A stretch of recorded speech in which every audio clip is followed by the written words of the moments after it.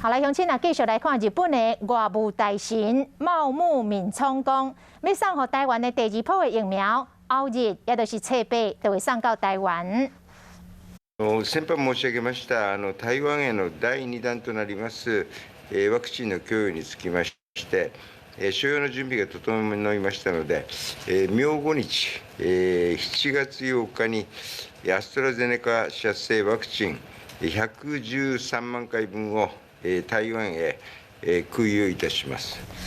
茂木敏充嘛，再一次讲到台湾，第10年前311大地震，第一时间捐款予日本。如今台湾拄到新冠的疫情，伊讲希望日本提供的疫苗对阻止台湾疫情扩大有所帮助。总统蔡英文伫面册来写讲，因为这份友情的疫苗降低染疫的风险。行政院长苏贞昌嘛再一次以真朋友来感谢日本，而且祝福特别伫日本东京举办的奥运会当顺利。